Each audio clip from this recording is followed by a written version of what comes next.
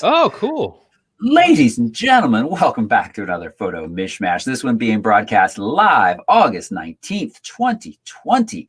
I want to talk about APS-C. I'm worried that it's on its way out, but at the same time, I want to tell you how much I love the Fuji X-T4, probably the best APS-C camera on the market across all manufacturers. I have welcomed my good friends and co-hosts back to this show to join me once again. I don't remember who I introduced first last week. I'm terrible at that. So we'll start with David Carr. David Carr, welcome to the show. Thank you very much. Good to be back. The week flies by. It's like, here we are again. I was talking about that. So I went out shooting with somebody last night, and we were talking about the craziness of this year. And even though all of us are usually pretty big travelers, which keeps us busy and I feel like makes time go faster, somehow without any of that travel, this year is flying by. Yeah. It really is. Yeah. David Carr is a professional photographer in the Atlanta area, mostly portraits, headshots. You dabbled in baby photos. We want to hear a little bit about that. Yeah. You can follow David Carr on Instagram. Its link is right there on the screen and, of course, right down below in this video. Go check out that baby photo. It's wonderful, but we want to hear a little bit about the experience. I don't know. Did you get pooped on or anything exciting like that? No, that would have been super exciting, right? My equipment is poop proof though. So it's, as far as I know, no, it was actually, I don't think I'll do newborn photos as a regular thing, but this was a couple that I had shot their engagement, their wedding, the maternity photos. And with each one, I mean, the wedding was like, cool, I'll do the wedding. When she asked me to do maternity, I was like, I don't know about that, but fine, but they really seem to like what I do. So I'm like, well, I'll keep the party going. And it actually was it was great. It gave me a chance to just really, I had to take a lot of photos because, baby's moving around and you're just waiting for that perfect moment for them to do something cute or something where it's just picture perfect. And so I thought, I'm not going to get super technical here. I'm just going to take a lot of photos at a lot of different angles with a 50mm lens a lot and just get the shallow depth of field and all that stuff that kind of makes for those soft, just sort of precious images. And they seem to really like them. I delivered them to them this morning and nice. They're very happy. So that makes me happy. That's awesome. I might pick your brain a little later. I don't know if we'll have time to do it on show or off show, but I've been roped into 2 portrait sessions in the upcoming weeks. Oh, cool. I'm feeling a little rusty, so we maybe should chat. Yeah, that'd be great, man. I'd love to. I feel like I'm always rusty, but you put any white vignetting on those baby pictures, David? Yeah, that was the finishing touch on everything. That's awesome. Good. No, I will say, and not to just keep talking about it, but I really tried to go through the edits quickly, not because I was trying to just move on. I was like, I don't want to overthink this. I want to just make each image look warm and just kind of capture the moment. If there's something in the corner that's distracting, I'll crop or whatever, but I didn't do a lot of touching up. I just kept them pretty raw and yeah, it was really cool, but no white vignettes. No. Nice. And that's Steve Scurich. Steve Scurich is primarily a real estate photographer in the Cincinnati area. Steve, welcome to the show. Thanks. It's good to be back. And yeah, this week really did fly by. And, in some ways, I agree with you. The year is passing by quickly. It's amazing that it's already August. But in other ways, when I really kind of think of it day by day, it's been kind of a dragging on year for obvious reasons. Yeah. But it is pretty amazing that we're already in August. So anyway, great to be back here with you guys. Nothing too new or exciting to report. I've been shooting a couple homes and a bunch of remodel work at my house. Getting dirty every day, doing that, and here I am, hat and all.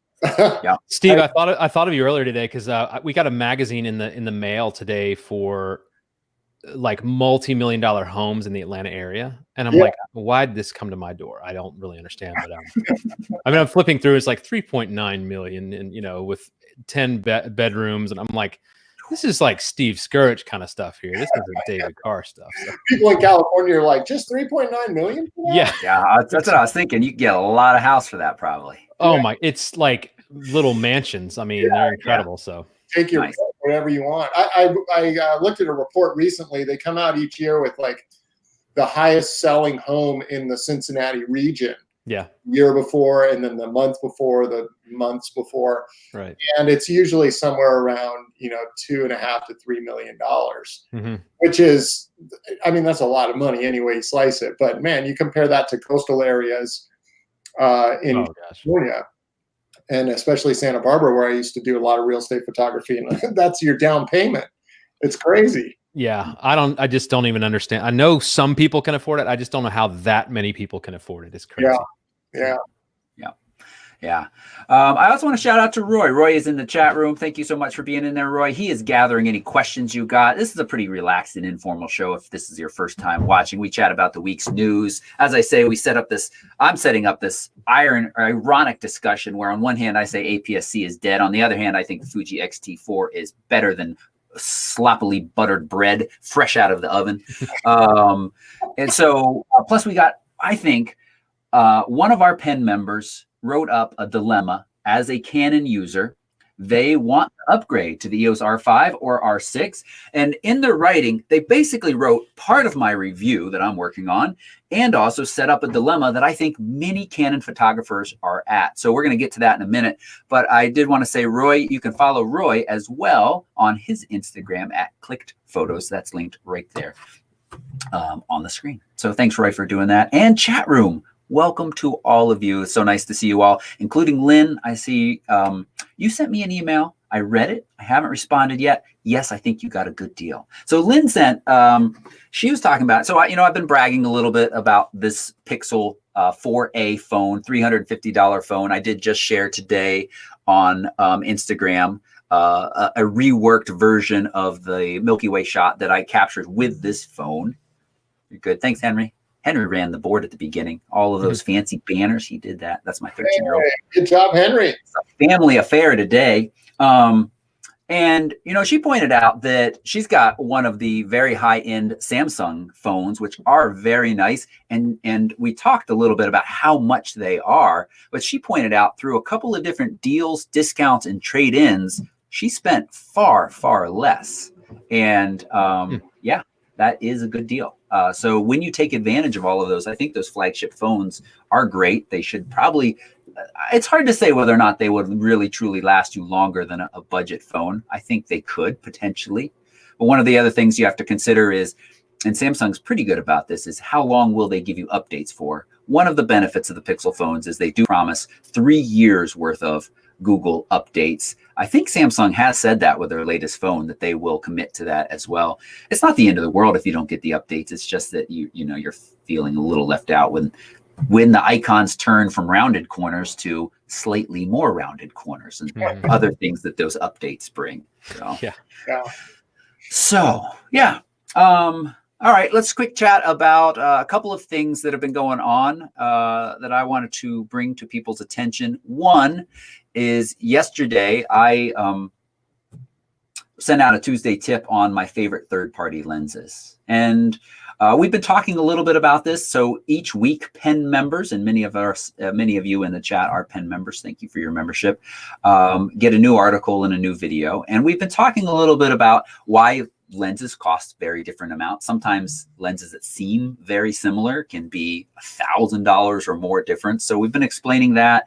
Then I talked a little bit about the pros and cons of third-party lenses. And then I followed that up most recently with a list of my favorite third-party lenses. They can often offer very good deals. It really depends on manufacturer to manufacturer. And I think for the most part, we're far away from those days where you really were rolling the dice with third party because their kind of consistency wasn't great. And these days, the quality control is much, much better. I think it still may be in some cases not quite as good as the main manufacturers. But so I shared my list, and I'm actually going to be sharing that out with the public as, just kind of a, hey, look, this is some of the content that pen members get from time to time, because I think it's worthy of sharing. And Steve, I heard, I don't think it's out yet, your first video on the real estate that you shot with David is coming out this week. Oh, really? Yeah, I have not been told what the timeline was for that. So what happened when David and Allie were staying at my place during their RV road trip, we decided to shoot some real estate stuff. and it was pretty involved. So we decided we're just kind of take these in shorter snippets. So the first one is probably going to be selecting a room and looking at light, and then the next one is looking at camera angles and stuff like that. So look for those. I've seen a couple of them. David's doing a great job with the edits, and I think they're going to be really packed full of information for those who have wanted some just video tutorials on shooting a room or shooting a house. Something that Toby, you and I have kind of talked about for the last couple of years. When we get together on tours, we're like, oh, we should do a real estate photography video and show how you'd shoot this hotel room. And then it's like a bomb goes off with all your stuff, and I don't want to show that. I don't know what you're talking about. But just a quick, we have a Nix Play, one of those digital frames sitting up in the living room. And the other day, the picture of you reacting to all of that stuff in the center console on when we were on a road trip back on our way to Albuquerque, you're like, and I was like, what is that doing on my digital frame? And Chris is like, well, I got to be totally honest. I'm giving you a hard time, but I really miss those days. I miss the destroying of a hotel room that you can do in 30 seconds. Anyway, so yeah, keep your eyes out for that. It sounds like those are coming soon, and it's probably going to be, I don't know, a 4, 5, 6-part series that David's rolling out, and it was really honored to be able to do that for you guys. That's great. Yeah, I'm excited for that, and I know folks are as well. It's been highly requested. Again, if you're not a Pen member, we're offering a fantastic deal for new members, $24 for your first year. You get access to all of this content that's already up there, plus a new article, new video each week, multiple ways to get your photos reviewed, and access to a fantastic community of people. Truly one of the best photo communities on the planet. And that's no hyperbole. That's the truth. Yeah. All right. Yeah. And what else did I want to say? Oh, so I put out on Sunday that I'd spent a good chunk of the weekend working on a very large print that I'm about to send off to Bay Photo. Actually, I've sent it off to them. It's in their hands, which is awesome. Really exciting. So first thing I want to share is just, I got to share over here. I share the screen. What am I getting? Step one. You're doing the brand new Epic print, aren't you? That is correct. The brand new Epic print. I haven't seen one live yet, so I'll look forward to it. So I love that they call them Epic prints. Mike Henry, who just walked out of here, he says I use that word a little too often. He's like, Dad, you say that photo is epic, or that person's picture on Instagram was epic. And I was like, hey, that makes sense. Let me get an Epic print. Yeah, there you go. Real quick, by the way, just a shameless plug for one of my childhood buddies. The pictures right there at they're all over Bay Photo's website, but the one of the 2 elephants and the zebras at the top. My buddy Matt Hoffman out of Santa Cruz, California, is a photographer of those things. He's been working with that's great. Since, we grew up together. We've known each other since elementary school. And he's an unbelievable photographer. I've been wanting to get him on some tours as an instructor or fill-in instructor here or there, at some point. Yeah. But, check out his work. That's cool. I just was reminded of that when I saw that website. I was all over Bay Photo's website the other day and noticed that they've uploaded a lot of his pictures on there. That's very cool. Yeah, those are both. I remember you showing me at least this one. Hey, it's an Epic print. It is an Epic print. He's a really, really good dude too. I love to support guys like that. That's cool. Maybe we should get him on the show sometime. Would he be up for that? Cool. He probably would be. Yeah. He's a videographer and a photographer. Great at both. He was doing tons of CrossFit. He'd travel all over the world, doing videography for CrossFit. But oh wow. Obviously, that's not happening much these days. So. Yeah. Very cool. So what is an Epic print? This is their max HD resolution up to 610 DPI. Now, I kind of find it funny that a few weeks ago, I released a quick Monday Minute video that I was like, stop worrying about DPI. If you haven't cropped your image to crap, send it off to Bay Photo. You can get a big print. Don't worry. And I still feel that's true. If you've but maybe don't sign up for the epic print unless you know you've got the resolution behind it. Otherwise, it's kind of what's the point? So with the image that I'm sending them, well, first off, I'm going to get a 60 by 30 print. I thought 60 by 40, and then David McKay and I sat down, we looked at it, and we felt like a 60 by 30 crop worked better for it. So I appreciate being able to sit down with some other photographers. It's myself, we tell you all the best way to get feedback and grow as a photographer is to sit down with other photographers and get some feedback on your work. So I was really glad I was able to do that. They can mount it on metal or this aluminum composite. It's got a floating frame, and they go through just how it all works. They show you here Max HD 610 DPI. That's 4 times the resolution of many traditional photographic prints. Wow! And here's the print that I've worked up, and then I'm excited to share with them. Awesome. This is a Seattle skyline that, I'll be honest, I really like it. I have another one that has colors that are a little bit more blue hour that I really love, but it doesn't have the same resolution. So this one, I'm getting this one printed because this was taken with a Sony A7 R4, and it has that megapixel pixel shift mode where it creates like a 210 megapixel image in camera. Actually, not in camera. It creates the DNGs, and then you have to merge them in a little separate program. This is a panorama of 4 of those 210 megapixel images, then stitched together. It is, I think, currently something like, it's about 200 megapixels after all the cropping.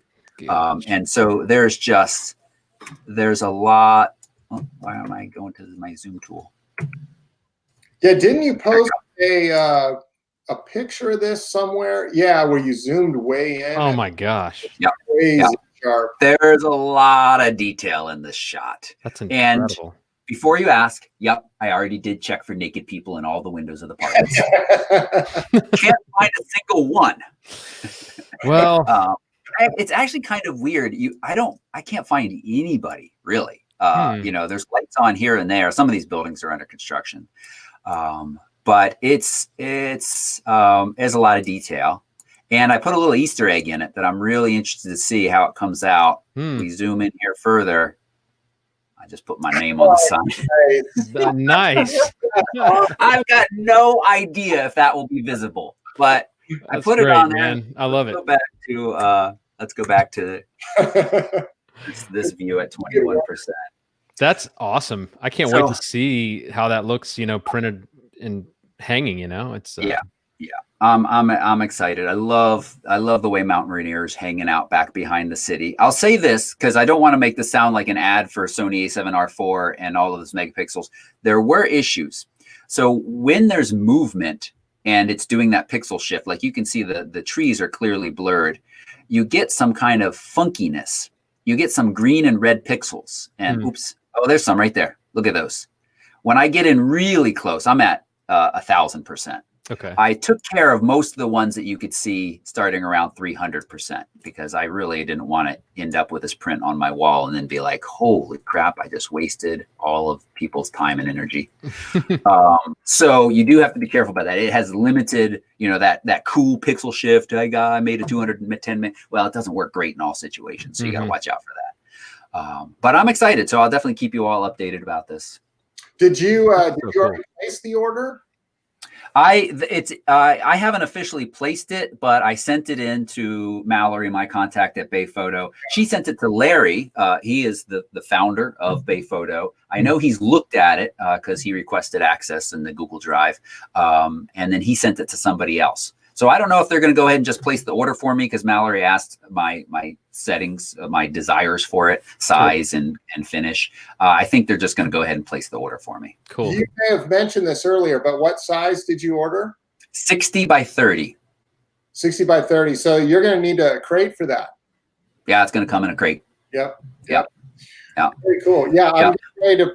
I've got one print ready. It's going to be. I think it's going to be 40 by 60. I want to bundle it with another one because for those of you who don't know, if you order over, I think it's 50 inches, maybe smaller than that, you have to buy a crate for the shipping, but the crate will hold up to 3 prints.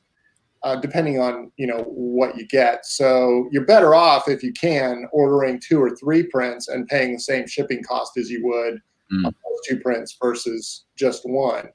And I've got another one that I want to do upstairs, so I'm just kind of waiting for that. But really curious to know how that whole crate thing works. Yeah, That's it, guys. I'm printing something this week.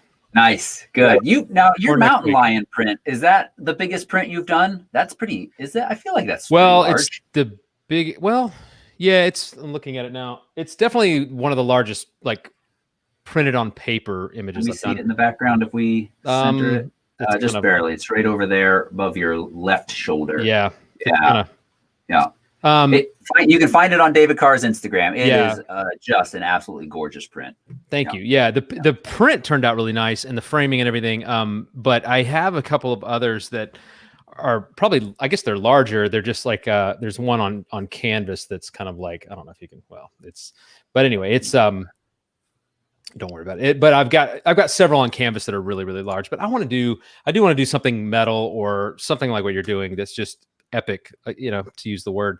Because I think, sometimes what wows people about an image is not just how good the image is. Sometimes it's the size of it. I mean, some of that Peter Lick stuff, it's not just that it's a cool shot, it's that it's massive and it's lit and it's printed in such a way that it's like, I've looked at some of his work lately, just, that will come up on my Instagram feed, and I'm like, no doubt that's a great shot, but it's not that different than some of the shots any of us would take. It's really not. It's like we've stood in some of those same spots and taken very similar images, but just knowing that he's going to blow it up massive and put it in one of his 10 galleries or whatever and charge $6,000 for it. It's and funny light how, it very nicely. and light. Yeah, exactly. The whole process is it's like, that has a lot less to do with the actual image than it does just the presentation of it. So I think that matters. And also, for years, he's been using that process that Toby is ordering on Epic Prints. It's a Fujichrome archival HD paper. Right. And it's a very special paper, and you need special printing techniques to kind of burn into that paper. And then he face presses it to acrylic, which Bay's not offering at this time with Epic Prints, but they're mounting it on metal or other forms. But that 4 times resolution, he's been doing that for a long time. So you get something really big, and when it's that clear, it just looks stunning. Yeah. So you're right. You look at these pictures online, and they're impressive, no question about it. But once you see them giant on a wall and they're lit up properly, it's super dramatic. Yeah, it's a whole new level. Yep. Kevin Walk is asking, how much is the cost of a print this size? We're looking at 30 by 60s cost. Where did it just go? I saw it. 700 for print with a 1/4 inch insert. Anywhere from 550 to 700. That does not include the shipping costs. But let's take it back down to earth. Let's just go straight to Bay Photo. I know they have a sale right now on their canvas wraps, 25% off. These are incredibly affordable. I have my New Zealand sheep jam picture up on the wall in my kitchen. Gosh, I think with this discount, you could get a nice 60 by 30 or, a 24 by 36 for easily under $100. And to have a nice print of your work on the wall, it's just an awesome thing. So we all love Bay Photo. I'm excited for this epic print, but don't feel like you have to go so big. There are some great options, and they really are not expensive. Print, people, please. And I'll offer just an opinion when it comes to canvas, because I actually really love canvas prints. I've got a couple of them in my house. If you're going to just hang them without a frame, do the 2.5 inch canvas. Do something thick and wide. If you're going to put it in a frame, you can do that thin wrap canvas, which is great. I've got one above my fireplace, and it turned out really nice because you're mounting it to a frame. So the thin wrap is super useful. But don't do a thin wrap if you're not going to put a frame on it. It just, to me personally, it doesn't look right. It doesn't. And I've also seen some that get kind of like out of shape a little bit, where they're rounded on the corners because it's so thin. And when they're in a frame and it's mounted, it doesn't matter. You don't see any of that. But if you're not going to put a frame on it, just get the standard, 2.5-inch canvas. It looks a lot better. That's great. That's a great suggestion. Thanks, Steve. Yeah. All right. All right. Let's talk about your pictures. Pen members, as part of the show, you get to submit your pictures and we give you feedback on them. I feel bad, honestly. There were a couple we didn't get to last week. I can't remember which ones those were for sure in the short time before the show looking at them. So I grabbed at least one from last week, and we've got some new ones. We're going to go through them. Just a reminder, we're trying to keep this segment a little bit shorter. These gentlemen have lives. I have a life. I got to go take Henry for a bike ride. So, you know, he needs his daily exercise, his PE class after the show. So we're going to try to go through them a little bit faster. And what I'm going to do is later on this week, carefully figure out which ones haven't been done. And I'll get Pen members a special little video out. That's my promise to you. So hang on to that. Here we go. We're diving into one of our favorite parts of the show. I know we want to make it shorter, but we do really enjoy this, where we talk about your images and teach you some Lightroom tips and tricks, maybe some Photoshop most of the time, or some of the time. Mostly it's us saying, if we had more time, we'd work on this in Photoshop too. And also some feedback on your shots as well. So one of the things, just a reminder, we're trying to not all talk about every image. So, you know, one of us might talk a little bit more about one image. One of us might talk a little bit more about a next image. We feel like that helps the flow a little bit better. And thank you to everybody who submitted. I really appreciate it. I was talking with the guy that I took photographing last night, and he said, I've really never shown my work to anybody. And I know that it's, you know, it's a little cringy to put your work out there in front of people. You know, you're kind of putting part of your soul out there. This is something you captured. But man, it's really, I think we do, honestly, a really good job of giving constructive and helpful feedback and not saying, Diane, you are a fool for capturing this picture. You know, that's just not helpful. And that's not what we do here. No. So I hope to encourage to see more new names in the group. We've seen some lately, and I really like that. So first up, we've got Diane, Sleepy Hollow Farm. This is a farm in mid-Vermont that some people say may be one of the most photographed farms on Earth. I don't know if that's true, but it is a pretty popular location because you get this classic, beautiful fall scene.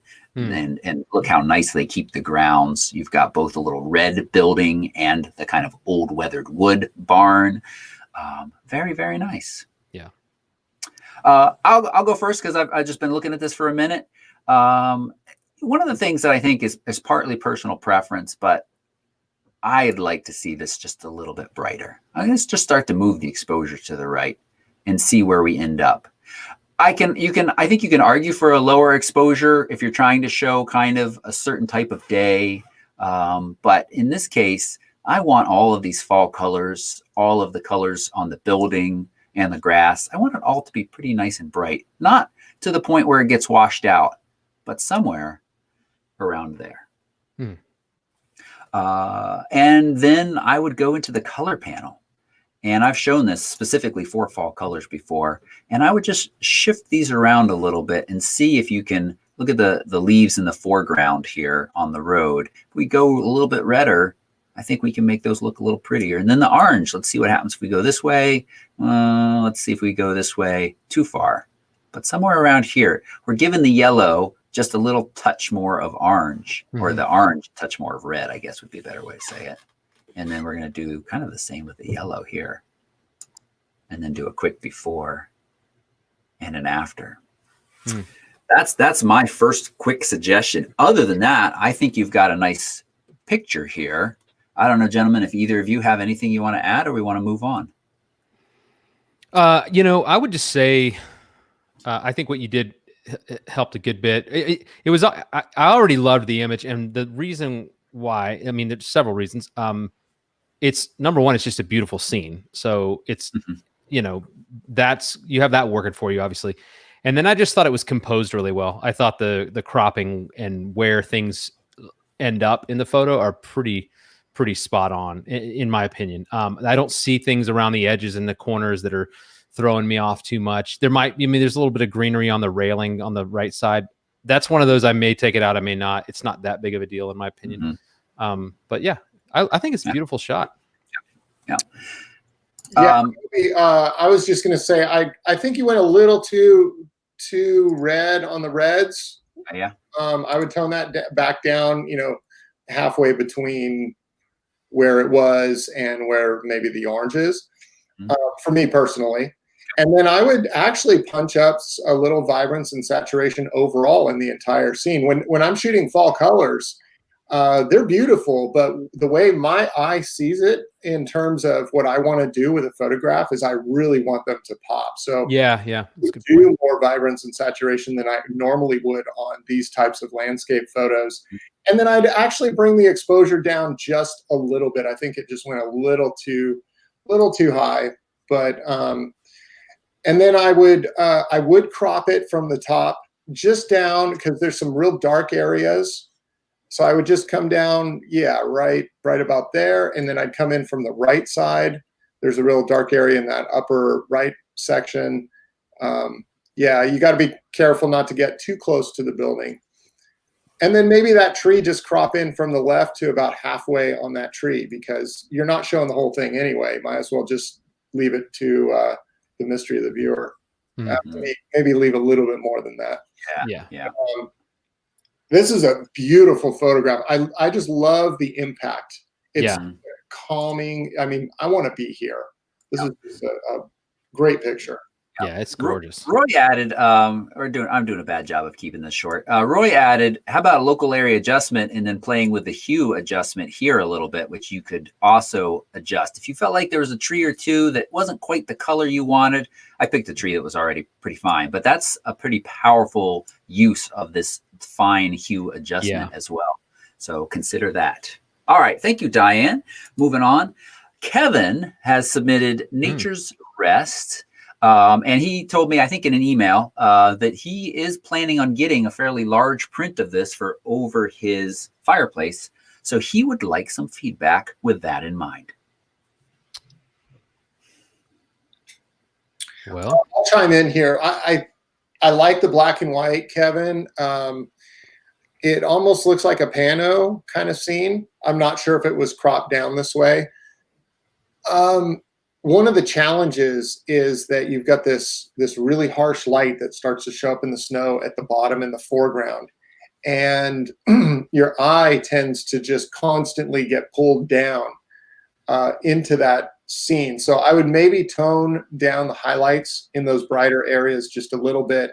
And I'd like to see, usually when I'm processing a black and white, especially when there's a lot going on like this, I really kind of go crazy with the contrast, because you've got a lot of different depths, a lot of different trees, although they're all trees. And so you've got to differentiate them somehow. And I think with contrast, punching that up quite a bit really can help bring a little bit more three-dimensionality here, more drama to the scene, and just be very intentional about the fact that there's just a lot going on. There's a lot of textures. There's a lot happening, but it gives people visually more to study, if that makes sense. Yeah.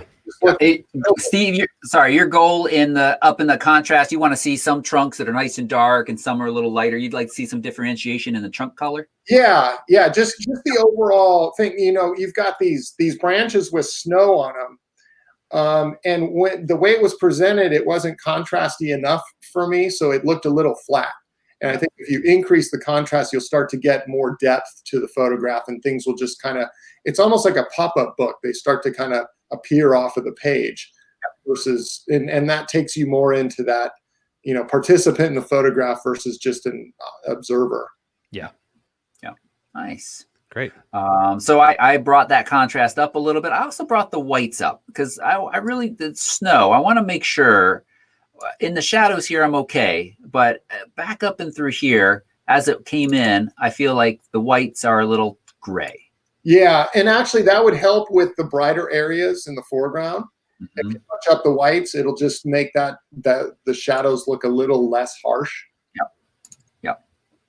Yeah, and got good sharp detail in there, so you got a lot to work with, Kevin, and I think that looks good. And I wonder if we bring blacks down a little bit more. Yeah. Nice. Yeah. Thank you, Kevin. All right, Brian Scanlon. This is, he reports straight out of camera. Every time he starts to edit it, it turns to gook. That's my words, not his. I'm paraphrasing Brian. And he'd like to see us work on this a little bit. I have to say, this is pretty nice. Yeah, I really like the tree coming up from the bottom left. I mean, just as a foreground, interesting element. I'm wondering if I'm trying to remember who the photographer was. I was just looking at some of their stuff the other day that they do a lot of night photography, but the foreground will usually be very well exposed. And the way they tend to do it is like to shoot it earlier in the day and leave it on the tripod and then just shoot it at night. And then they can blend the two. I doubt that's what you have going on here, but I'm wondering if you can, it would take some Photoshop, technique to isolate that tree out and try to expose it and treat it in its own way, separate from the rest. I'm finding I'm having to do that a lot with certain photos, and it's tedious. And but a lot of times, because you've got like two separate things you're showing the night sky, which is, I think, actually looks really beautiful as is. But that tree, you obviously want to see a little more detail in it. You want to see a little more of what it is. So learning how to isolate that a little bit, like, I think I'm doing a really good job, by the way. Just make sure everybody knows. This just blends perfectly. Hold on, though. Sorry, finished. It's finished. Order an epic print now. Yeah. Let me see if we can. No, but I would also warm up the tones of the tree, because the whole sky and everything is really cool at nighttime, and that tree is so blue in the foreground. I would warm it up to balance the scene out. I'm not real crazy about the stuff that Toby's doing to that tree right now. It's really interesting how bad it just got using the range mask color. It just turned really, really muddy. So let's just take that off. But I do agree with both of you. Some work to bring some warmer tones out on that tree there. That's kind of what I was getting at, is just and that would definitely be more of a Photoshop thing, I think, to really isolate that tree into its own layer and really work on the tree as its own piece. Yeah, and you can also tone down the saturation just on the tree, get rid of some of the greens that are coming out of it. The green is really kind of throwing me off a bit. But yeah, I like what you did in the sky. This is kind of like what we talked about last week when somebody gave us a star photo that to me was just too overexposed. I like to make the sky, black, so the stars really kind of show, and then you start to see more of the Milky Way. The details in the Milky Way start to pop. Black sky. So I'm feeling a little bit of green in through some of this area here, and I'm wondering if we can. Let's start here and see if we shift and see if we see much difference. We see a little bit. You could shift it either way. We could also go to the saturation of the green. This is going to fix the tree and the sky a bit. Yeah, I think that take most of that green out of there. Yeah. Sometimes I find that pulling the yellow slider down affects my greens more than anything else too. I don't know if you guys like in real estate photography. Obviously, I'm shooting a lot of grass, and most grass is actually more yellow than green. Yeah, that's what exactly. When I have to change the color of grass, I usually work the yellow more than anything. It's counterintuitive, but that's nice.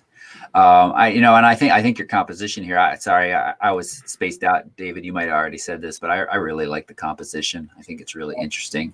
Yeah, it's very cool. Yeah, it's something. Nice. It's like something I could see Nick Page doing something like this, but then doing something with that tree that would just take it over the top. Yeah, bring it to life. Very cool. Nice, Brian.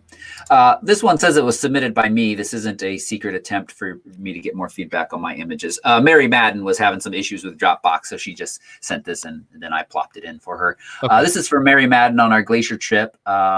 This was, so you don't think it was a super duper macro. These were these weird, gigantic, enormous dandelions that we came across that were like as big as a softball.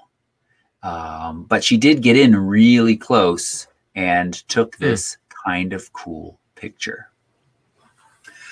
I'm going to go in real quick, and I think this is one where I'm just going to choose a 1-to-1 square crop, and just kind of, doesn't have to be perfectly center, but get in tight, because this over here, I don't think it adds anything. It doesn't add anything. And once I've done that, and kind of filled the frame with my subject, maybe I do need to be a little more careful because I'm looking down here and I want that to be balanced nicely. So I'm just going to crank up the clarity and texture a bit and see how those little fine lines connecting the feathery bits develop. You know, they don't develop very well. We're working on a JPEG here. The RAW, it's going to be a little bit better, so I'm going to be a little gentle. I think I would have gone a whole different way on this one. Yeah? Tell me, Steve. Well, I'd go back to the original crop. And I do I like this really horizontal, and I love seeing that background because it gives some depth to what I'm actually looking at.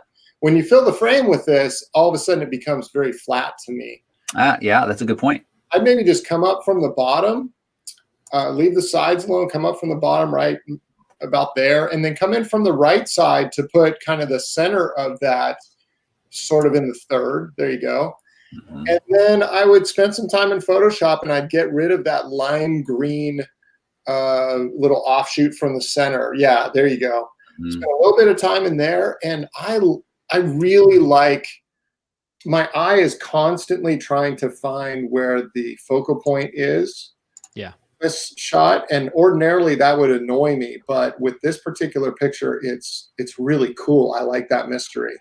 So, this is probably more the way I'd go, and I don't even know if I punch it up much. I like how sort of soft and out of focus the whole scene looks with these little fine sort of feathers that you can see some sharp points.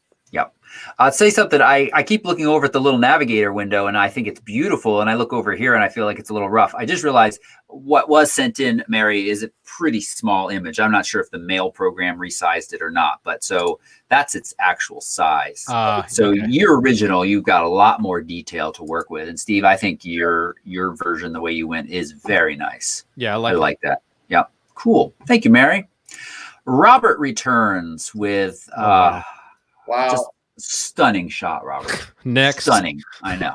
That's amazing. I love this, man. That's gorgeous. Holy.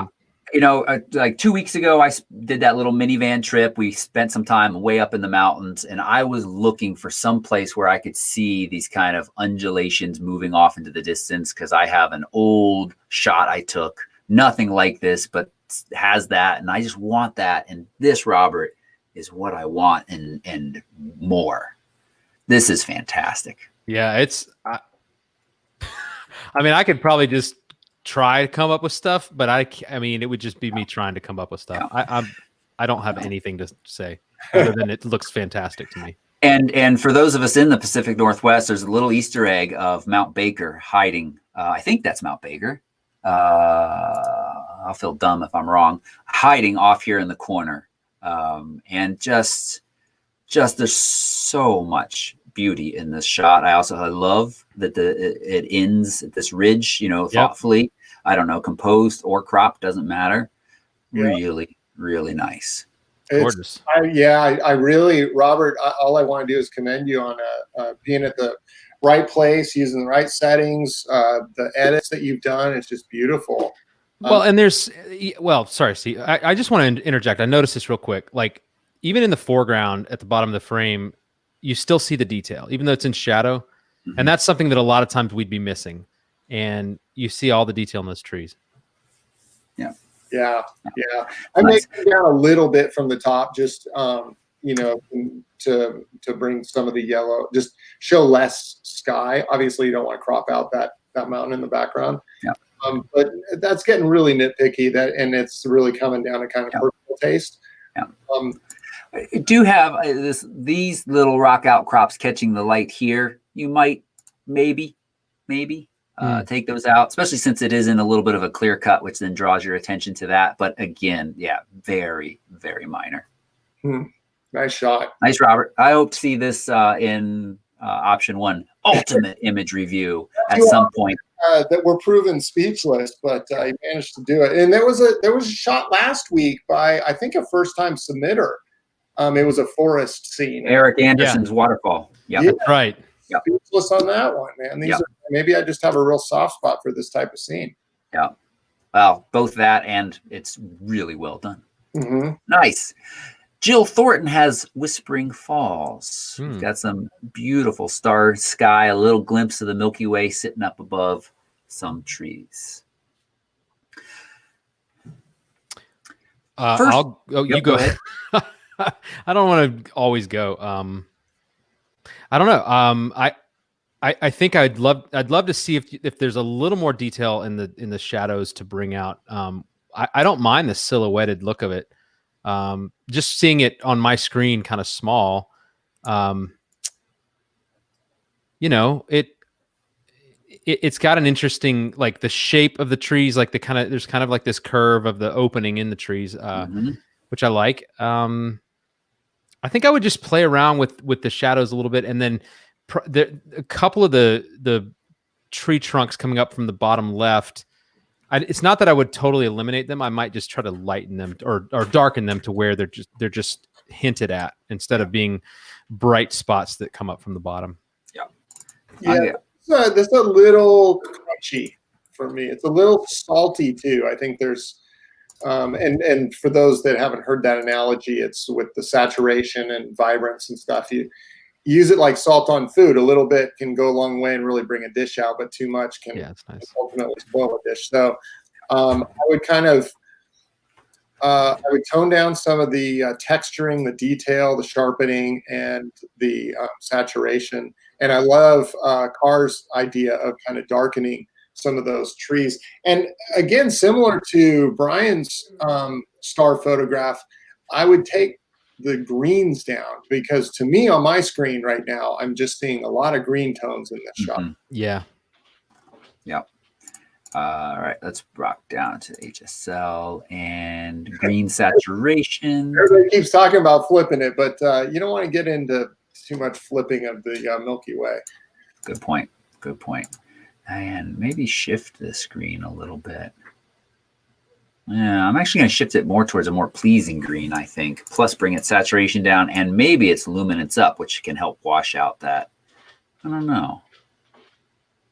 Not seeing. Well, again, working on the JPEG gives us some limitation. Might be a lot of yellow, actually, Toby. Oh yeah, good point. I should have remembered that from what Carr said a minute ago. Yeah, let's bring that saturation down a little bit there. And then that's coming nice. Yeah, and sorry, Steve, what'd you say? You cut out? Just bring overall exposure down, because the sky is pretty bright and there's probably a lot of noise pollution and stuff, but and maybe able to come down from the top a little. I see this little clump of leaves up in the top right. That if we come down right, feel like that. Yeah. I don't know. I mean, that just seemed to. I like that. Yep. Yeah. Got a kind of clear path up to the rest of the night sky. I love this little, this little slice of the sky. I think your suggestion of bringing in a little bit more light, you go either way. You could go total silhouette, right? But there's so much of it. I think the call to bring in a little bit more detail there, Jill, in the original raw, you probably can bring that up a little bit more, would be good. And the one other thing that's minor is look at that star right there. There are a few stars peeking through, and some of them can seem like a bit of noise. Right. So I'd go ahead and just clone those out, Jill. But that's I love that bit of Milky Way that we can see. Yeah. So, all right. Thank you, everybody who submitted those images. I really appreciate it. We enjoy giving you all feedback and just enjoy seeing your pictures, what you're out there capturing. Remember, if you are a pen member, every week, LR Tips. Photorec.tv/LR Tips is the easiest place to send these pictures in. So that we can critique them. And if you're not a pen member, join so that we will be critiquing your photos and giving you valuable feedback in the future. If you're not a pen member and you want to join, photorec.tv/pen is where you can find out more information. What should we move on to? Should we move on to a discussion about, I think APS-C is going to die, or I think the Fuji X-T4 is awesome, or the Canon EOS R5, R6 dilemma for Canon photographers? Let's do the Canon thing, only because it's one of the pen members that has a dilemma. Now, did you say that he or she is buying an R5, or I'm gonna lay it all out for you right here. Here we go. Yeah, and I don't ever know when people post in our private group if they want their names public, but I'll just say one of our pen members is a longtime 5D Mark IV owner. And like many, they've been waiting for Canon to release a mirrorless body that matches up, and they feel like they can step forward. And there's been a period of time where they've almost switched over to Sony, like the A7 R3. Lots of megapixels, great autofocus system, but they didn't want to deal with learning a new system. They didn't want to deal with a kind of the hassle of switching and not getting great autofocus with adapted lenses on Sony versus Canon, especially for a little bit more of wildlife stuff. Yep. They thought about switching with the EOS R. But, one card slot, loss of the joystick, weird slider control that no one liked, and essentially the same sensor as the 5D Mark IV, plus, again, adapted glass, although it works much better. Too much trouble for not enough oomph, they say.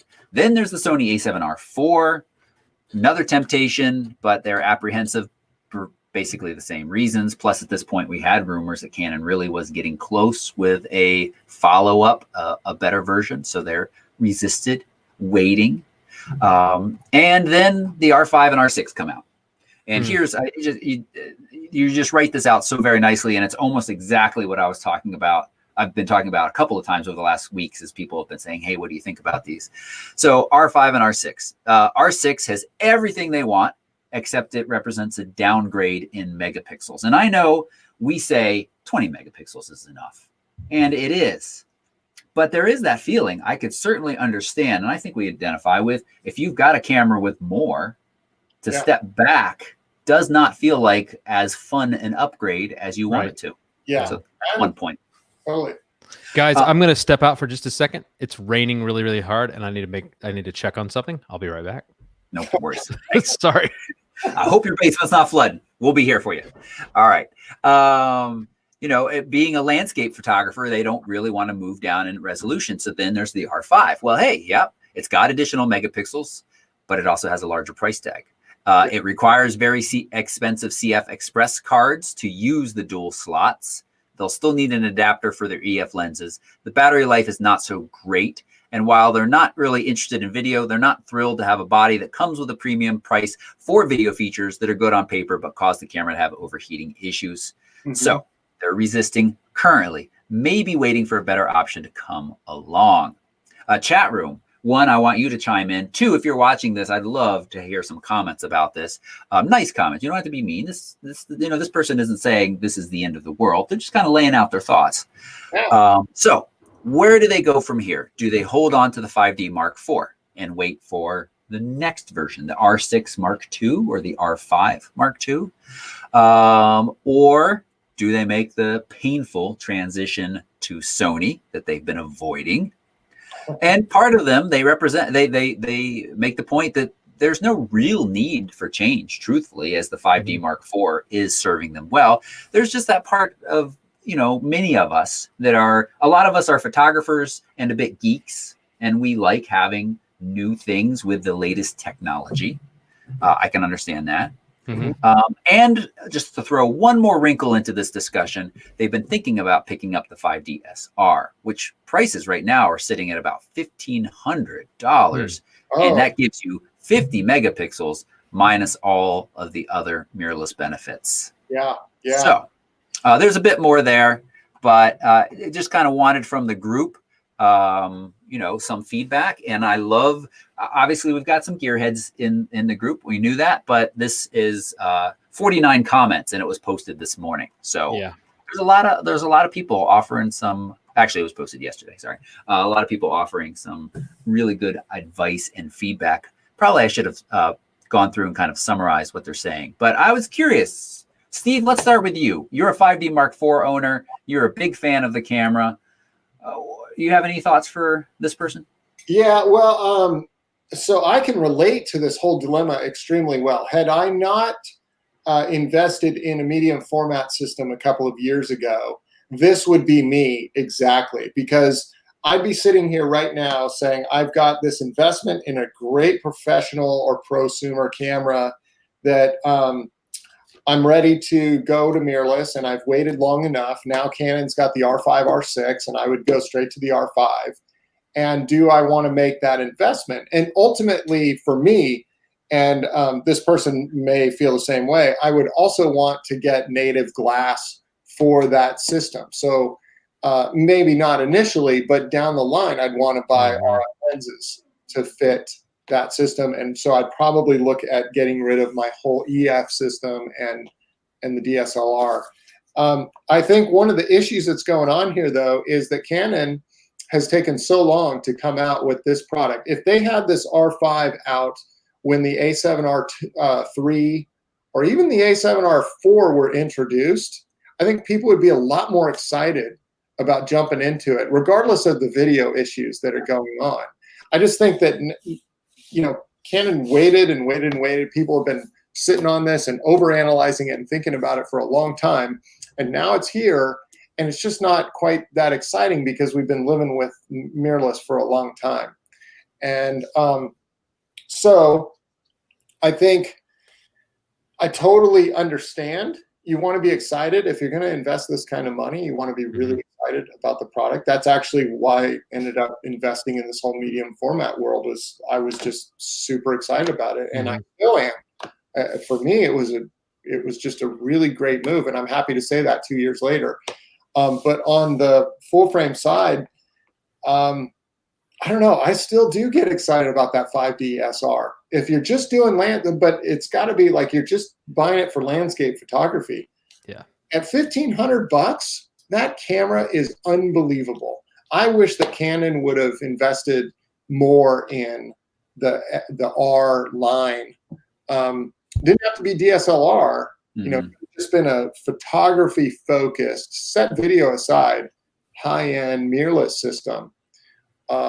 And that would have gotten me very excited. And I think this person probably shares a lot of the similar desires that I have when it comes to, I wouldn't switch to Sony because you don't want to get into learning a whole new menu system and all this other stuff. And I think that the R5 is a great camera, but I think you're right. You're paying for certain video features that you're just not going to get use out of and are bringing the camera some bad press. That doesn't really matter to me so much. It's just that, am I getting ripped off a bit? Because I don't really need that stuff. Maybe a $1,500 investment in the 5DSR is a great way to go until the Mark II comes out or something. But, what is the megapixels on the Mark IV?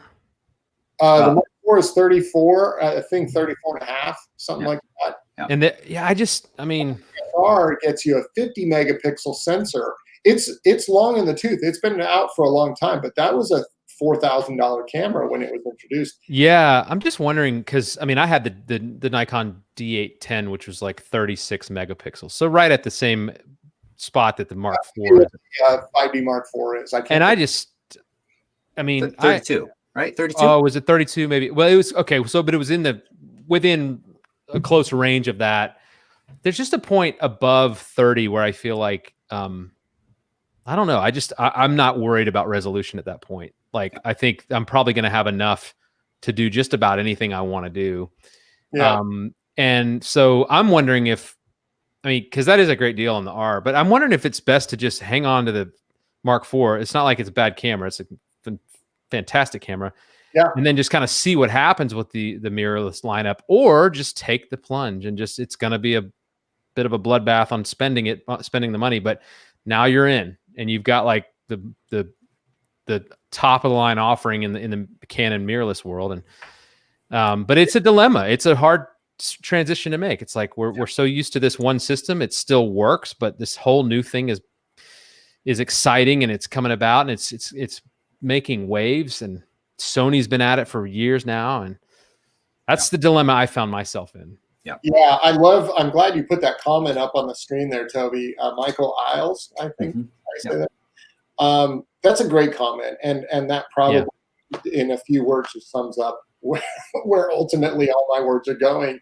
Yeah, I know it sucks when you you got money burning a hole in your pocket, you really want some new gear, and you've had something for a long time, I get it. But if anything, this is just a real testament to how good the 5D Mark IV is and how good the 5D SR is, considering that years after it's been introduced. And I think I would side with Michael's comment and just say, hey, just hold on to that 5D Mark IV. It's still an unbelievable camera. I love it. I still love that camera. That's why you don't see me jumping into the R5 just yet. I'm going to just kind of wait till price drop happens. That inevitably probably will come.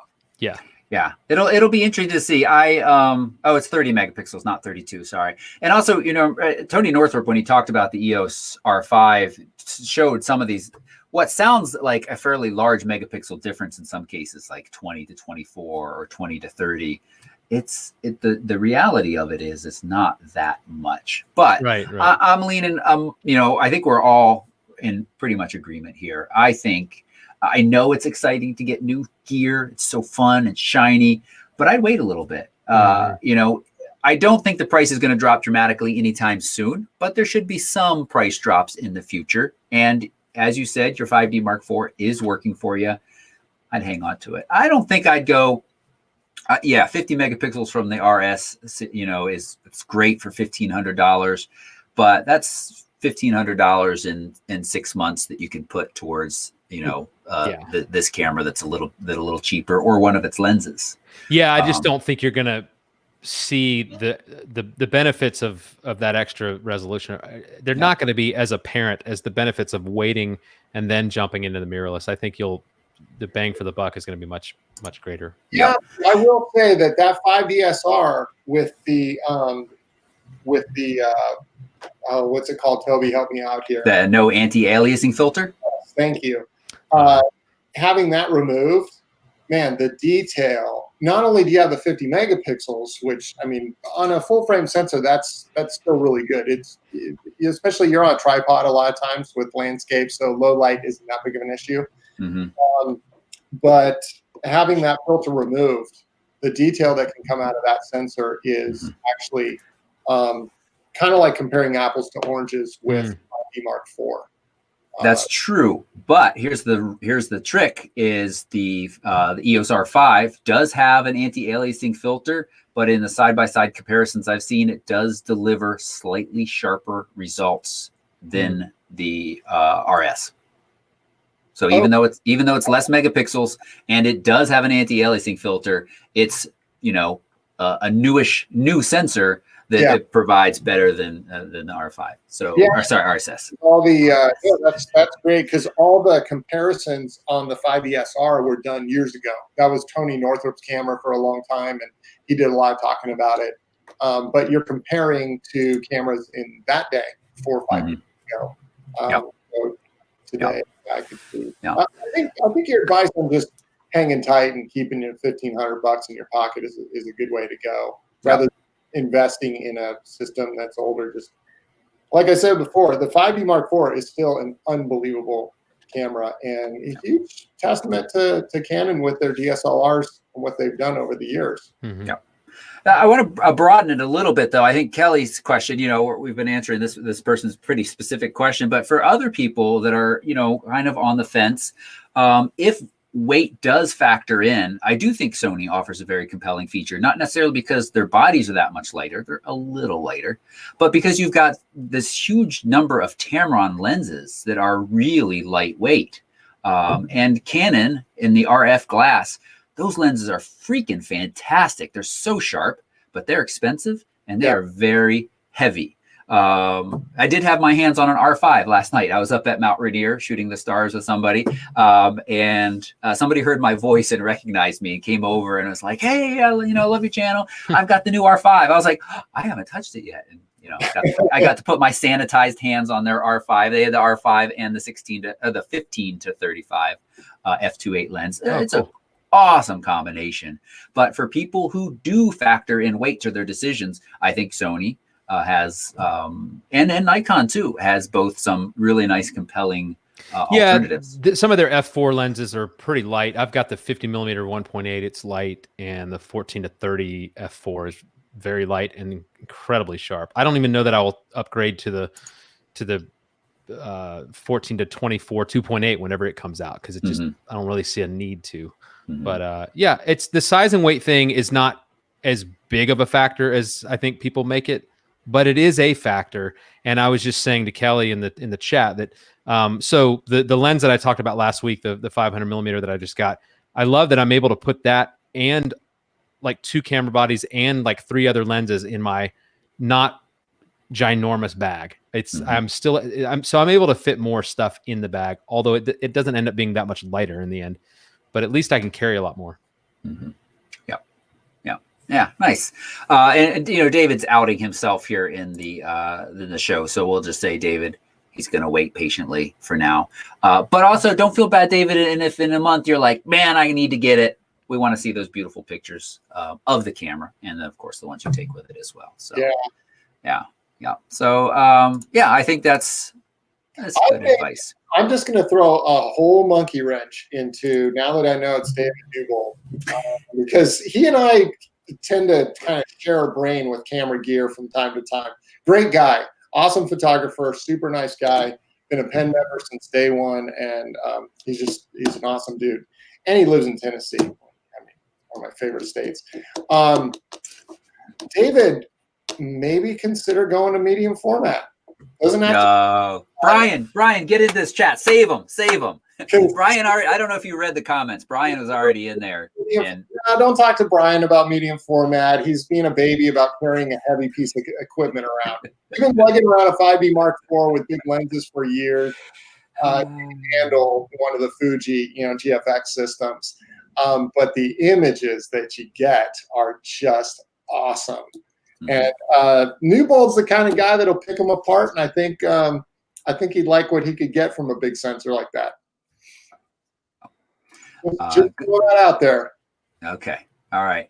I just want to throw this in again. Heather says, I think weight is a big factor for a lot of us.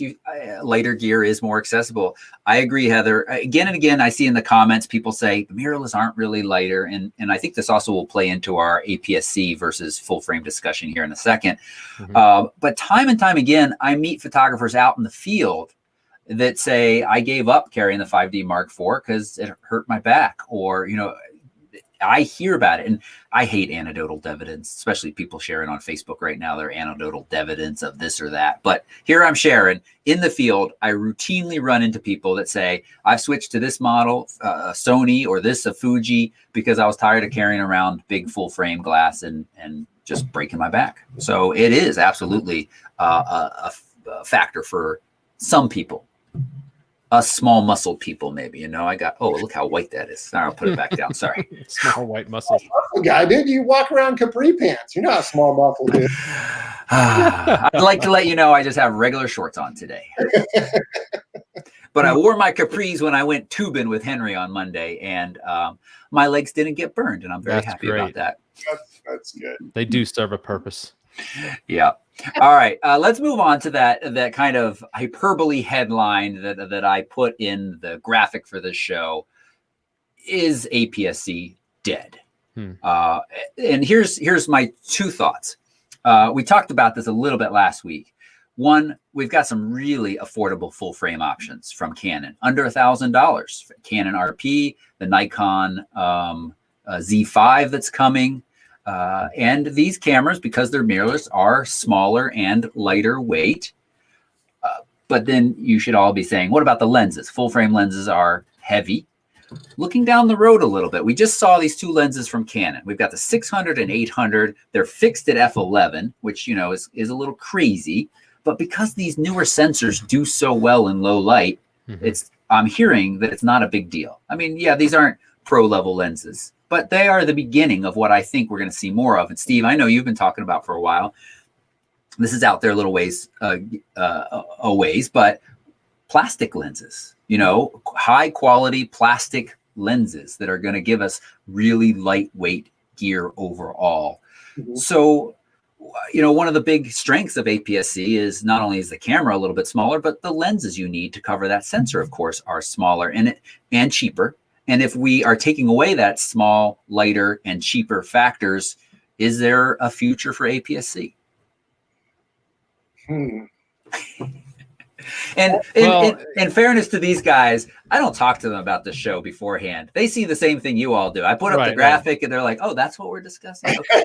Well, I'll say this. I'm a purist in a lot of ways, and I start with the end result and work my way back. So the end result I want is the best photo it can possibly be.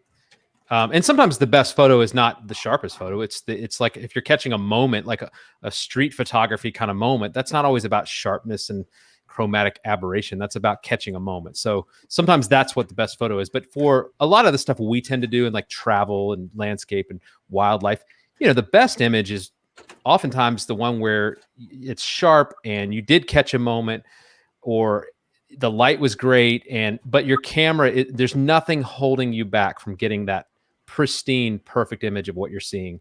And so I start there, and then I work my way back to like, I mean, obviously, if money wasn't a factor, then we'd all just shoot Hasselblad, $25,000, whatever that crazy camera is, and then we'd have stupidly crazy cameras, but that's not the reality that most of us live in. But still, I love lightweight lenses and I love smaller gear and all that, but I'm not going to sacrifice quality and just the ergonomics of getting to the results I want just because something's a little lighter or a little smaller. If it happens to be lighter and smaller and still gives me that, then it's a win-win in my opinion. But I think you just have to be realistic about what you're really trying to do with your photography and what the results are you're wanting to get. And some lenses and some cameras, I think, really get you there much more easily. And APS-C, I've seen incredible photos taken with APS-C cameras. It's not to say they're bad by any means, but they're because I want that end result to be the absolute best it can be. I switched to full frame a few years ago, and I just said I'm there. I'm not looking back. I'm not dissing APS-C. I'm just saying, if you're ready to upgrade like to another camera, I don't see a reason not to just go ahead and take the plunge into the full frame. And my dog is barking. Lottie agrees. Yeah. We're having like major thunderstorms, so she's probably you'll see lightning behind me. So nice. We haven't had a drop of rain here in forever. Steve, you have some thoughts on this? I hope that APS-C does not go away anytime soon. I happen to be a guy that likes choices and competition and options at all different levels. Having said that, though, I do think that it's going to get quite squeezed in the years ahead. I think that as you start to get, because everybody's talking about these mirrorless, full frame, more entry-level model prosumer cameras that are pretty hot. And everything, we can't escape the 35 millimeter film days. Like everything we talk about harkens back to that system. And so it's here to stay for the foreseeable future. It's what we base everything on. The millimeters of your lenses, all that stuff is based on full frame. And you start to get into conversions with APS-C, and it just becomes annoying and confusing. And then, somebody spends a lot of money on an APS-C sensor only to find out as they get more savvy around photography that it's not full frame, or they've got to make adjustments to their thinking on millimeters and stuff. And I think that now with cell phones becoming so good, you're going to have the APS-Cs are just going to get kind of squeezed. We have already seen it with the Micro Four Thirds. Good point.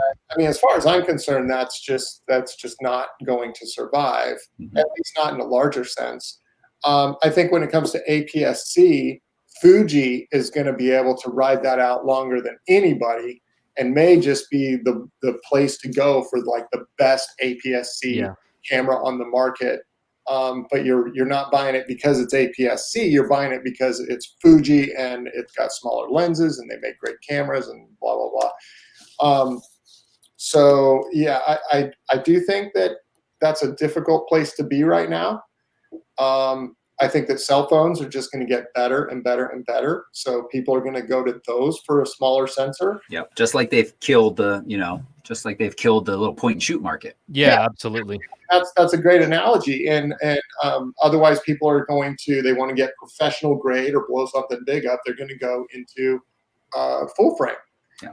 And Carrie made a comment earlier about looking for the 5D Mark IV used on sale now that people are going to be switching over to that R5. And that's a great point. You know, you're going to start seeing more and more of these really high quality full frame cameras, whether they're used or entry level in the mirrorless market, hitting the market at lower price points, and people are going to be buying them up. And before you know it, they're going to kind of forget about APS-C unless they're a Fuji user. Yeah. I think that's a fair prediction. That's good. I don't feel like I need to come back and say anything. I agree. Yeah. And we're going to move on. And you mentioned Fuji, and I just want to talk about them. You know, I haven't reviewed the X-T4, but last night, shooting the stars, I was between two people with X-T4s, and including the gentleman that I was doing some astrophotography tutorials with out at Mount Rainier.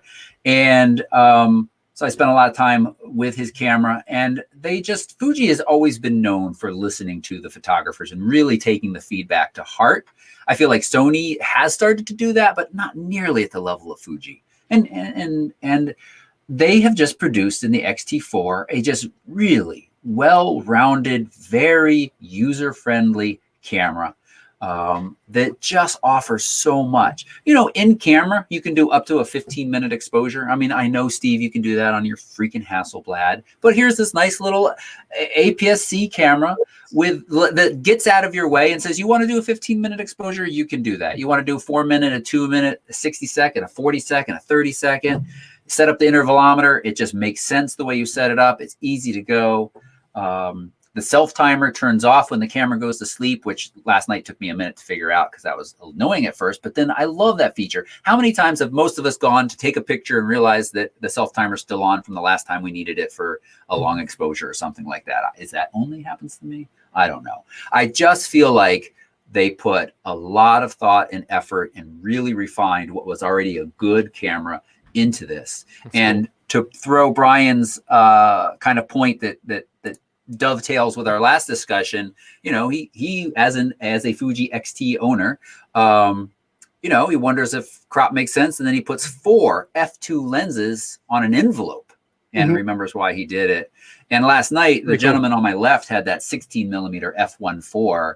Oh, that's such a nice lenses. And the pictures, the ISO he was shooting at, low. And the pictures he was getting of the Milky Way above Rainier, oh, they were nice. They were that's cool. Nice. I mean, it goes to show that the gear doesn't have to be massive to make it fantastic. I mean, Leica proved that way. I mean, they've got the tiny little lenses that cost $6,000, and they're incredible. Like you don't look at that and think, oh, that's subpar.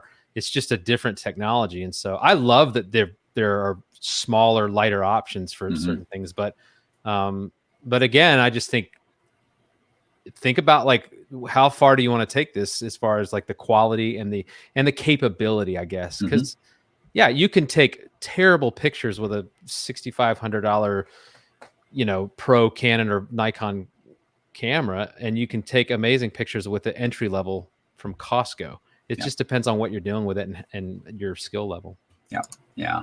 And, you know, my dilemma is kind of specifically in this is I'm starting to think about, I really want a nice astrophotography lens. I've been using the Tamron 17 to 28 f2.8 does a decent job. But I want something a little bit faster. And then I have kind of that dilemma of I could go with a 24mm f1.4 from Sony. But it's starting to get a little bit big. Do I want to carry that around? Will there be times where I look at my bag and say there's not enough astrophotography on this trip I'm about to go on, so I'm going to leave this behind? I kind of want the size that I always bring with me. Yeah, sure. So I might go with a 20 f1.8, plus it's more affordable. It's just really bizarre to me, you know, because I've got an older, it's much older. I bought it used off of one of our clients, 14 2.8 Canon, and it's tiny. It's probably the smallest lens that I have. And that's a great star lens. Yeah. But then you compare it to, now I know when you get into zooms, you have a much larger lens. You look at like the Sigma that came out many, many years later. What was the focal range on that? Was that a 14-1.8? The 14-1.8, yep. Yeah. And I mean, it's got this huge bulbous front end and stuff. I love the lens, absolutely love it. But side by side comparison in terms of size is just ridiculous. Huge, yeah. And I know we make all these comments about the Hasselblad system and stuff, but it's quite impressive. The size of these lenses for a medium format system and the size of the camera is just tiny for a medium format system. It's unbelievable. Now, they cost a lot, but the capability is there. Yeah. I'm no engineer, so I'm not one to speak about how you get that done. You made the comment earlier about plastic. I got to credit Luke, that's David and Allie's son, David's stepson, and because he was working for a really high-end camera outfitter who was supplying a lot of cameras for Hollywood movies and stuff like that. And I remember him years ago making a comment that, hey, you know, it's kind of like the movie The Graduate. He says, I have one word for you, son, plastics. And we may get there, you know, less glass elements, more plastic, lightweight lenses, the ability to engineer these smaller lenses and stuff.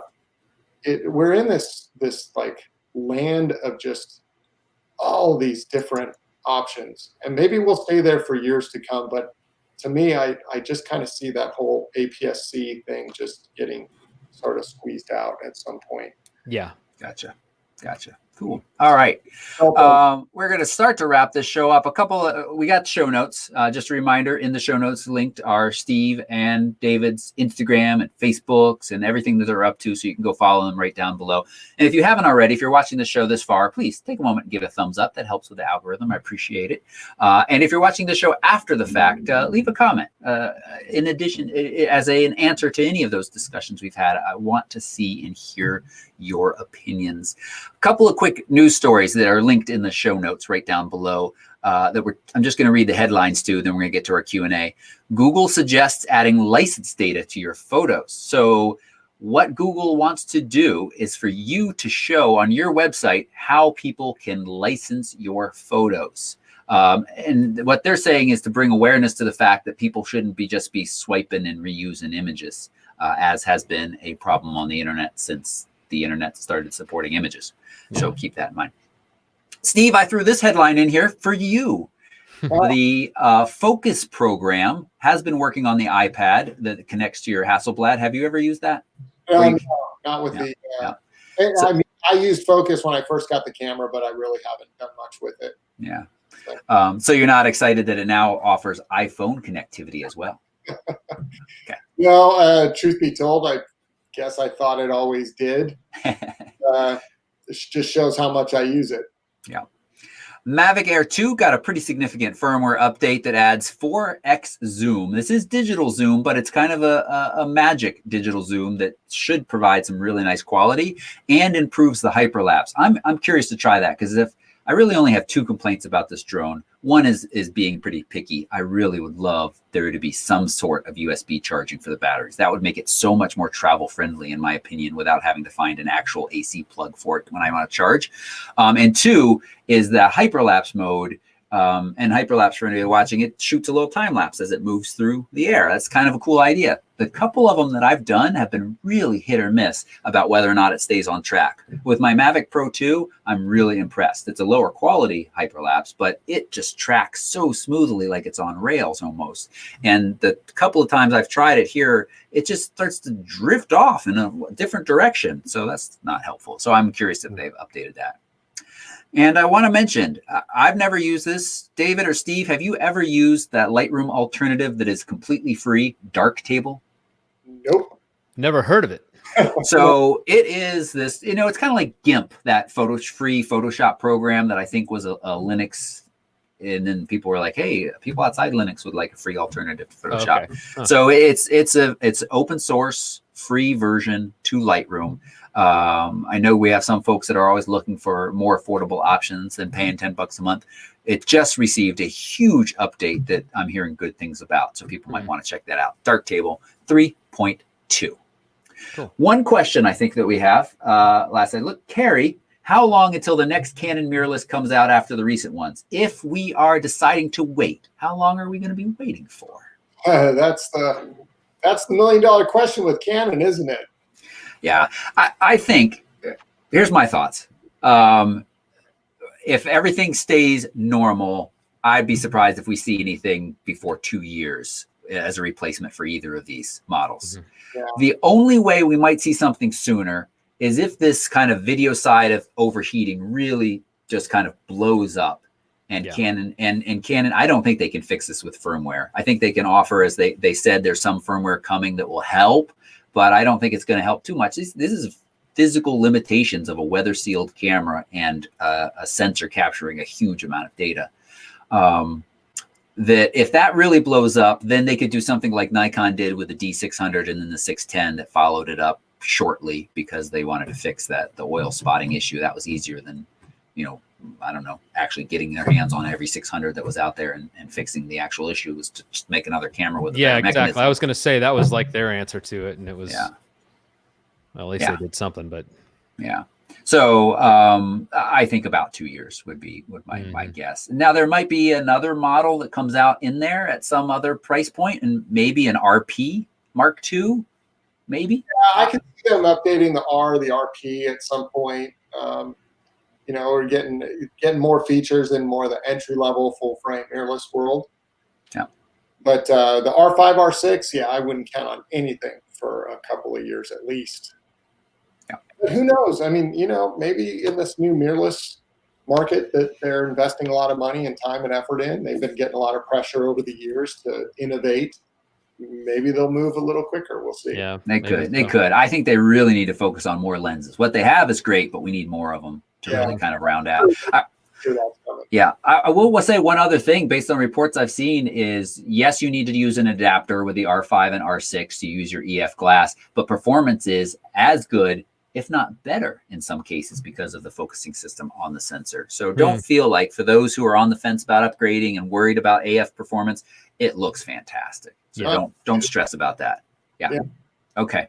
All right, gentlemen, thank you so much. Really appreciate you hanging out on this Wednesday evening. We never asked what you were drinking. I was drinking coffee. There we go. There you go. Coffee. All right. Nice. Or beer made in bourbon barrels. It's good stuff. Oh, that's nice. Good. Yeah, I just had a Sweetwater, which is a Atlanta, Georgia staple beer. Really good. Sweetwater. Sweetwater is good. I've had that before, but does it have 8% alcohol by volume? No, it does not. No, you didn't even start to slur your words. I'm impressed. This is called Sweetwater 420. This is the can. And people make fun of me because I didn't know what 420 was until a few years ago, but my address is 420, and I won't give you the rest, but well, it is 420, and it's I won't. I'm not going to give you the rest. But I don't know what you're talking about. It's 329 here. I don't know. Well, it just starts with the word budding, 420 budding, and then after that, I never put that one together. Yeah. Okay. Anyway, all great right. way to end the show. Both of these gentlemen can be found in the show notes. Follow their Instagrams. That's a nice way to thank them for their time and to kind of follow and see what they're up to from day to day. We appreciate that. Chat room, thank you so much for hanging out with us. You, of course, your comments, your questions, you make the show much, much better than just us three dudes sitting here chatting about things. So appreciate that. And if you're not already a member, you should check out Pen, photorec.tv/Pen for all of that. I think we'll be back next week. Same time, same place. Absolutely. Just a milestone. This was the 20th episode with all three of us kind of doing this consistently. 20. Crazy. Yeah. Talk about this year. Ooh-wee. Man, that's awesome. We need to get on tour. I'm tired of hanging out. I know. Yeah. I need to mess up some hotel rooms. Like I did. Just be messy. That's what I mean. Just be messy. Yeah. Sure. All right. Sure. All right. On that note, bye-bye, everybody. Thanks so much for watching, and we'll see you again next week. Bye-bye.